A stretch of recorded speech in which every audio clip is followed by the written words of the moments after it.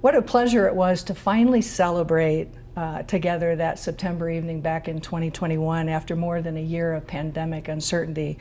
Thank you to the Hall of Fame for the work you did to put on that event safely and for the work you do every day to elevate the inspiring stories of South Dakotans.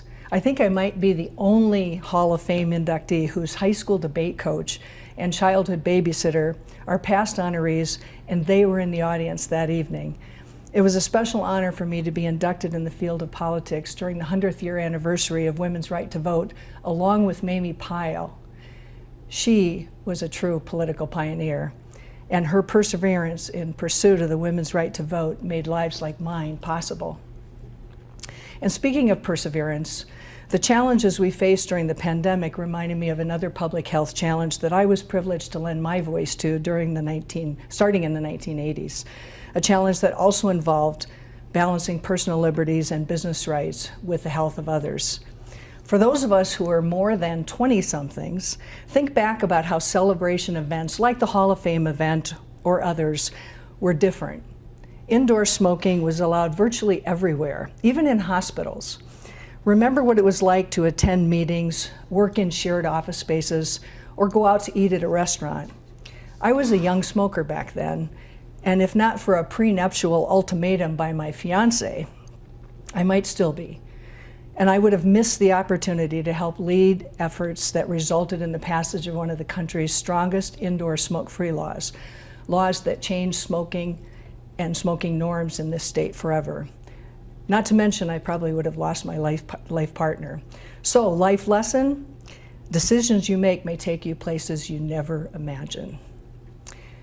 Early policy efforts to curb smoking and tobacco use began in the 1970s with just a few lone voices, but as more was known about the harms of tobacco, public opinions began to change, and more champions began to emerge to carry the smoke-free baton into the decades that followed. And while those champions are too numerous for me to mention now, they included colleagues in the room with me that night, and also several other Hall of Fame honorees. I was lucky enough to work with many of them over the years to influence public opinion and policy change by governors and lawmakers, and I want to thank them for their perseverance. I'd like to share one personal story that influenced my work in this area and also in other areas. Back in 2002, a small group of us were drafting smoke-free legislation on behalf of the South Dakota Tobacco-Free Kids Network, a coalition we had organized to advocate for policies that would reduce tobacco use, especially among children. I requested a meeting with then Governor Janklow to figure out whether or not he would sign a bill if it got to his desk. And after I gave him a good long listening to, and those of you who know Governor Janklow or knew Governor Janklow know what I'm talking about, he asked me abruptly, "So, Kinsman, where's your army?" I never got an answer to my question. But I never forgot his question, nor the implications it had for influencing the outcome on that issue and many others that would follow in my career. Fortunately, we had done our homework. We had organized our army of advocates. We had developed a shared vision of what we wanted to accomplish together. We had bipartisan legislative champions. And we had cultivated broad support for the science and for the solutions we were proposing. In 2002, that preparation and decades of perseverance paid off with the passage of the first major indoor worksite smoke-free legislation in South Dakota. And 7 years later, we would improve upon that at the ballot box.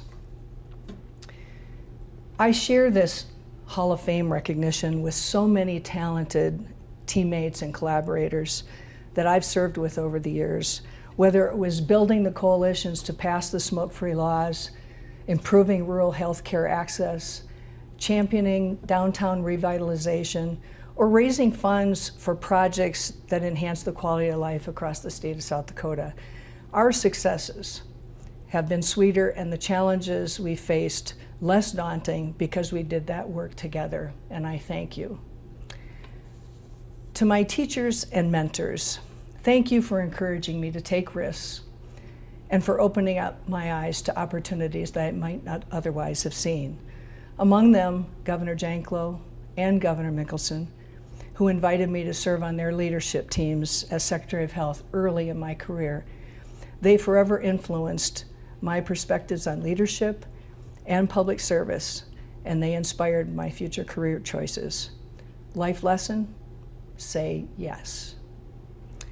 To my parents, family members, and friends, thank you for your love and support. There are a lot of life lessons being raised in a large family and marrying into another one that have served me well over the years.